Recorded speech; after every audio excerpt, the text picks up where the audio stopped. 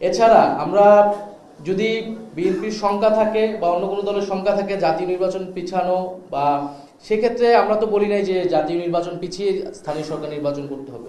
প্রয়োজনে গণপরিষদ নির্বাচন ও জাতীয় নির্বাচনের তারিখ ঘোষণা হয়ে যাক, তারিখ ঘোষণা হয়ে সবাইকে আশ্বস্ত করেই তার আগে স্থানীয় সরকার নির্বাচনটি দিক, আমাদের সে বিষয়ে কোনো আপত্তি নেই। কিন্তু এখন যে সারা দেশে নাগরিকরা সেবা পাচ্ছে না এবং এই অবৈধ নির্বাচনগুলোর প্রার্থীরা আদালতে দৌড়াদৌড়ি করছে নিজেদের একটু ক্ষমতার লোভে, একটু পদের লোভে, এগুলো একটা সংকটময় পরিস্থিতি তৈরি করেছে। ফলে এই সংকট থেকে বের হতে হলে স্থানীয় সরকার নির্বাচন। প্রিয় সাংবাদিক বন্ধুগণ, আমরা অত্যন্ত উদ্বেগের সাথে লক্ষ্য করছি যে 2020 সালে ঢাকা দক্ষিণ সিটি কর্পোরেশনের অবৈধ নির্বাচনকে কেন্দ্র করে বর্তমানে জটিল রাজনৈতিক পরিস্থিতি তৈরি হয়েছে। উদ্ভূত পরিস্থিতির জন্য নির্বাচন কমিশনের পক্ষপাতদুষ্ট ভূমিকায় দায়ী বলে আমরা মনে করি। ইশরাক হোসেন বনাম শেখ ফজলিনুর তাপস গং মামলার বিবাদী হওয়া সত্ত্বেও নির্বাচন কমিশন নজিরবিহীনভাবে মামলায় প্রতিদ্বন্দ্বিতা করেনি, যার ফলে একতরফা রায় প্রদান করা হয়েছে। এমনকি রায়ের পরে তারা উচ্চ আদালতে প্রতিকার প্রার্থনা না করে মামলার বাদীকে বিশেষ সুবিধা দিয়েছে বলে প্রতীয়মান হয়। এর আগেও আমরা দেখেছি নির্বাচন কমিশন নিরপেক্ষ আচরণ বজায় রাখার পরিবর্তে এমন সব বক্তব্য প্রদান করেছে যার সাথে একটি বৃহৎ রাজনৈতিক দলের অবস্থানের সাযুজ্য রয়েছে। এই মামলার রায় ঘোষণার আগেই সংশ্লিষ্ট আইনের অধীন 19 আগস্ট 2024 সালে ঢাকা দক্ষিণ সিটি কর্পোরেশনের প্রশাসক নিয়োগ করা হয়। ফলে পুরো মামলাটি অকার্যকর হয়ে গেছে। রায় ঘোষণার পর গেজেট প্রকাশের বিষয়ে নির্বাচন কমিশন আইন মন্ত্রণালয়ের মতামত চাইলেও মতামত প্রদানের পূর্বেই তড়িঘড়ি করে রাতের আধারে গেজেট প্রকাশ করা হয়। এ বিষয়ে নির্বাচন কমিশনের সার্বিক ভূমিকা স্পষ্টতই পক্ষপাতমূলক। উল্লেখ্য, বর্তমান নির্বাচন কমিশন অবৈধ ও ফ্যাসিবাদী আওয়ামী লীগ সরকার প্রণীত প্রধান নির্বাচন কমিশনার ও অন্যান্য নির্বাচন কমিশনার নিয়োগ আইন 2022 অনুযায়ী গঠিত, যা সে সময় ফ্যাসিবাদ বিরোধী সকল রাজনৈতিক দল ও পক্ষ প্রত্যাখ্যান করেছিল। এতদ সত্ত্বেও আমরা বিস্ময়ের সাথে লক্ষ্য করছি যে নির্বাচন ব্যবস্থা সংস্কার কমিশনের প্রস্তাবনার আগেই নির্বাচন কমিশন গঠন করা হয়েছে। ফলে বিদ্যমান নির্বাচন কমিশনের কার্যক্রমে সংস্কার কমিশনের প্রস্তাবনার প্রতিফলন ঘটবে না বলেই প্রতীয়মান হচ্ছে। যেমন, পলাতক ও মানবতা বিরোধী অপরাধ অভিযুক্ত ব্যক্তিদের নির্বাচনে অংশগ্রহণে নিষেধাজ্ঞা আরোপ সংক্রান্ত সংস্কার কমিশনের প্রস্তাবকে নাকচ করেছে বিদ্যমান নির্বাচন কমিশন। এর ফলে এই কমিশনের ওপরে আস্থা রাখা সম্ভব নয় বলেই আমরা মনে করি। একই সাথে আমরা লক্ষ্য করছি যে জনপ্রতিনিধি না থাকায় নাগরিক সেবা প্রদান মারাত্মকভাবে ব্যাহত হচ্ছে এবং সামাজিক সুরক্ষা উদ্যোগগুলো বাস্তবায়নে প্রতিবন্ধকতা তৈরি হয়েছে। উদ্ভূত পরিস্থিতিতে ইশরাক হোসেন বনাম শেখ ফজলিনুর তাপস গং মামলাকে নজির হিসেবে নিয়ে সারা দেশে অবৈধ নির্বাচনের প্রার্থীরা আদালতে শরণাপন্ন হয়ে এক জটিল ও সংকটময় পরিস্থিতি তৈরি হয়েছে। এ সংকট নিরসনে এবং জনদুর্ভোগ লাঘবে স্থানীয় সরকার নির্বাচনই একমাত্র সমাধান। কিন্তু ফ্যাসিবাদী আইনে গঠিত বর্তমান পক্ষপাতদুষ্ট নির্বাচন কমিশন এই নির্বাচন আয়োজনে সক্ষম নয় বলেই প্রতীয়মান হচ্ছে। তাই আমরা অনিত্য বিলম্বে সংস্কার কমিশনের প্রস্তাব আমলে নিয়ে নির্বাচন কমিশন পুনর্গঠন করতে এবং স্থানীয় সরকার নির্বাচনের উদ্যোগ গ্রহণ করতে আমরা অন্তর্বর্তীকালীন সরকারের প্রতি দাবি জানাচ্ছি। এই দাবিতে আগামীকাল জাতীয় নাগরিক পার্টি এনসিপি ঢাকা মহানগরের উদ্যোগে সকাল 11টায় নির্বাচন কমিশন কার্যালয়ের সামনে বিক্ষোভ সমাবেশ অনুষ্ঠিত হবে। আবার পড়ছি, আমরা অনতিবিলম্বে সংস্কার কমিশনের প্রস্তাব আমলে নিয়ে নির্বাচন কমিশন পুনর্গঠন করতে এবং স্থানীয় সরকার নির্বাচনের উদ্যোগ গ্রহণ করতে অন্তর্বর্তীকালীন সরকারের কাছে দাবি জানাচ্ছি। এই দাবিতে আগামীকাল জাতীয় নাগরিক পার্টি এনসিপি ঢাকা মহানগরের উদ্যোগে সকাল 11টায় নির্বাচন কমিশন কার্যালয়ের সামনে বিক্ষোভ সমাবেশ অনুষ্ঠিত হবে। সাংবাদিক বন্ধুগণ, আমরা তো আজকে প্রেস ব্রিফিং থেকে এটা পরিষ্কার করলাম যে আমরা মনে করতেছি যেই সংকটময় পরিস্থিতি তৈরি হয়েছে সেটার জন্য, কারণ তারা পক্ষপাতমূলক আচরণ করছে, তারা সংস্কার প্রস্তাবনা আমলে নেয়নি এবং তাদের যে গঠন প্রক্রিয়া সেখানেই ত্রুটি রয়েছে। ফলে আমরা প্রথমে নির্বাচন কমিশনকে পুনর্গঠন করে স্থানীয় সরকার নির্বাচনের দাবি জানাচ্ছি। নতুন স্থানীয় সরকার নির্বাচন করলে জনপ্রতিনিধি আসবে, নাগরিক সমস্যাগুলো লাঘব হবে এবং এই যে বিভিন্ন আগের অবৈধ নির্বাচন আমরা বলতেছি যে নির্বাচনগুলো অবৈধ ছিল এবং ওই আমলে ফ্যাসিবাদ বিরোধী সবগুলো পক্ষ আমরা প্রত্যাখ্যান করছি। এখন সেই মামলা, সেই নির্বাচনের তো আমি বলতে পারি না আমি সেটার বৈধ মেয়র বা প্রার্থী, এটা আসলে দ্বিচারিতা। তো সেই জায়গা থেকে স্থানীয় সরকার নির্বাচনের মাধ্যমে আসলে এই সমস্যাগুলো সমাধান করা প্রয়োজন।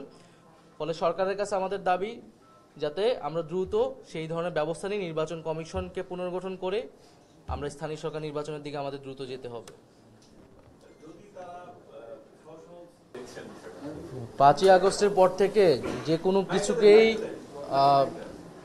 5ই আগস্টের পর থেকেই তো আসলে বাংলাদেশের সমগ্র সব কিছুর আলোচনার কেন্দ্রবিন্দুকে জাতীয় নির্বাচনে নিয়ে আসা হয়েছে পরিকল্পিতভাবে।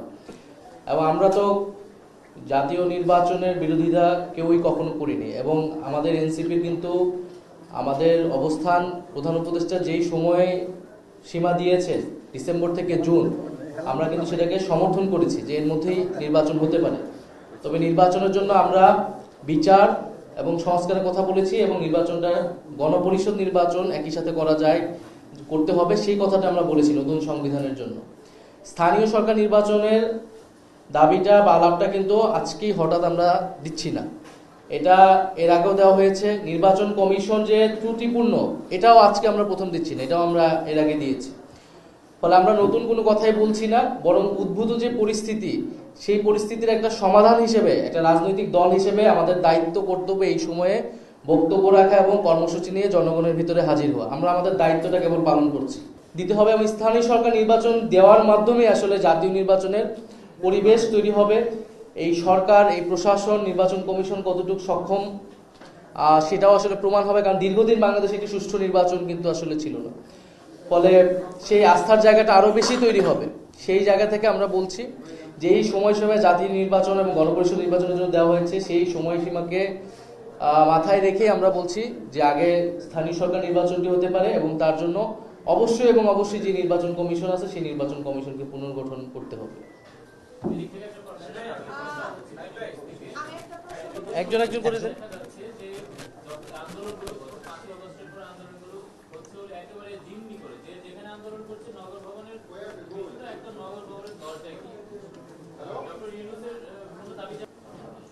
দ্বিতীয়টা থেকে যদি বলি, বৈষম্যবিরোধী ছাত্র আন্দোলন তারা তাদের মতো কাউন্সিল করে নতুন নেতৃত্ব নির্বাচন করার কথা। বৈষম্যবিরোধী ছাত্র আন্দোলন কিন্তু স্বতন্ত্রভাবে স্বাধীনভাবে পরিচালিত হবে। জাতীয় নাগরিক পার্টি একটা রাজনৈতিক দল, বৈষম্যবিরোধী ছাত্র আন্দোলন একটা গণঅভ্যুত্থানের প্ল্যাটফর্ম। আমরাও সেই প্ল্যাটফর্মের নেতৃত্বে ছিলাম, আমরা এখন সাবেক হয়েছি। তো আমরা আশা করি দ্রুত সময়ের মধ্যেই তারা তাদের যেই কাউন্সিল, সেই কাউন্সিল করে তাদের নতুন কেন্দ্রীয় নেতৃত্ব নির্বাচন করলে সারা দেশে যে শৃঙ্খলা, সেই শৃঙ্খলাটি দ্রুত আয়ত্তে আসবে। আর গতকাল ধানমন্ডির বিষয়ে যেটা বলছেন সেটা আমরা শুনতে পেয়েছি, আমরা সেই বিষয়ে তদন্ত করছি, খতিয়ে দেখছি। আর প্রথম প্রশ্নটা ছিল যে আপনার জিম্মি করার বিষয়ে। আমরা কিন্তু গণতান্ত্রিক প্রক্রিয়াতেই আন্দোলনে মানে দাবি আদায়ের কথা বলছি। এখন আপনি দেখবেন যে আওয়ামী লীগ নিষিদ্ধের যে বিষয়টি, সেটি কিন্তু আসলে আমরা যখন একদম শেষ সীমায় চলে গিয়েছিলাম, গত 9 মাস ধরে যখন কোনো ধরনের ব্যবস্থা নেওয়া হচ্ছিল না, সেটা কিন্তু শেষ সীমায় যাওয়ার পরে কিন্তু আমরা নিয়েছি। আমরা কিন্তু প্রথমেই যে গিয়েছি এরকম না, বরং আমরা 5ই আগস্টের পর থেকে বিভিন্নভাবে আমরা বলে আসতেছিলাম। যখন আমরা সরকারের ভিতরে ছিলাম তখনও আমরা বলেছি, যারা বাইরে ছিল তারা বলছে। ফলে ইলেকশন কমিশন পুনর্গঠনের দাবিটাও আমরা কিন্তু বলে আসছিলাম অল্প অল্প করে। কিন্তু আমরা যখন দেখলাম যে এই ইশরাক হোসেন মামলার যে বিষয়টা, একেবারে সরাসরি ইলেকশন কমিশন এই সংকটটা তৈরি করেছে। তারা এই মামলায় কোনো কন্টেস্টই করেনি এবং তারা আপিলও করেনি।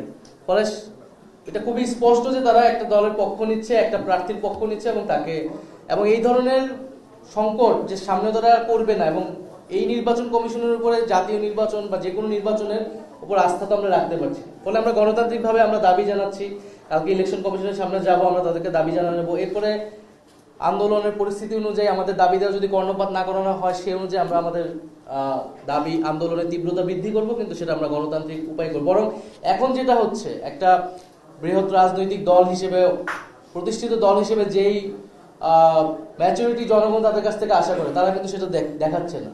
শাহবাগ বন্ধ হচ্ছে, নগর ভবন বন্ধ হচ্ছে, যমুনা ঘেরাওয়ের হুমকি দিচ্ছে, নানাভাবে দেশে একটা অস্থিতিশীলতা তৈরি করার চেষ্টা করছে। ফলে আমি বলবো যে সবাইকেই এই জায়গা থেকে সরে আসা উচিত এবং আলোচনার মাধ্যমে, আমাদের তো এখন একটা আলোচনা, রাজনৈতিক দলগুলোর তো একটা আলোচনার পরিবেশ আছে সরকারের সাথে এবং আমাদের সব রাজনৈতিক দলের মধ্যে সেই যোগাযোগ, সেই সম্পর্কটা আছে। আমরা যাতে যদি আলোচনার মাধ্যমে, সংলাপের মাধ্যমে আমরা যদি সমাধান করতে পারি, তাহলে এটা দেশের জন্য, সবার জন্য আসলে ভালো। সিটি কর্পোরেশনের যিনি প্রশাসক রয়েছেন মোহাম্মদ এজাজ, ওনার সাথে এনসিপির কোনো সম্পর্ক নেই। এই অভিযোগ যারা করতেছেন তারা রাজনৈতিক উদ্দেশ্য নিয়ে অভিযোগটা করতেছেন।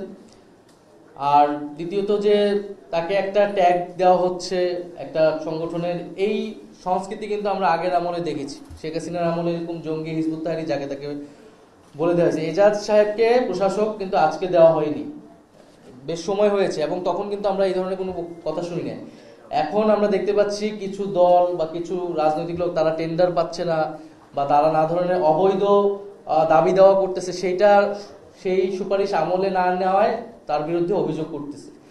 ফলে তার বিরুদ্ধে যদি কেউ অভিযোগ করে থাকে, সেটি সরকারের আসলে চিন্তা ভাবনা করা উচিত, সেটা তদন্ত করা উচিত, এবং এটা যদি মিথ্যা হয়, যারা এই অভিযোগগুলো করছে রাজনৈতিক উদ্দেশ্যে, তাদের বিরুদ্ধে আসলে ব্যবস্থা নেওয়া উচিত।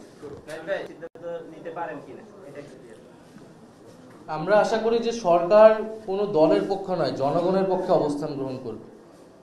কোনো দলকে সন্তুষ্ট করা এই অন্তর্বর্তী সরকারের, গণ অভ্যুত্থান পরবর্তী সরকারের দায়িত্ব না আসলে, বরং এই মুহূর্তে বাংলাদেশ রাষ্ট্রের জন্য, জনগণের জন্য কোনটি বেশি সুবিধাজনক, কোনটি রাষ্ট্রের জন্য কল্যাণকর, সেই বিবেচনা করা উচিত। আমাদের যেটা বিবেচনা আমরা সেটা বলেছি, অন্য যে কোনো আরও 10টা দলের বিবেচনা তারা বলবে, এবং জনগণের জন্য যেটা কল্যাণকর হবে সেই ধরনের সিদ্ধান্ত আসলে আসা উচিত।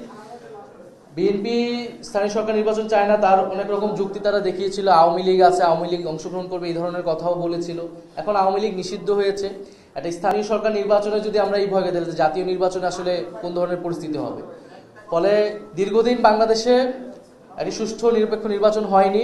স্থানীয় সরকার নির্বাচনের মাধ্যমে এই সরকারের, প্রশাসনের, নির্বাচন কমিশনের আসলে সক্ষমতা প্রমাণেরও বিষয় রয়েছে, আস্থারও বিষয় রয়েছে।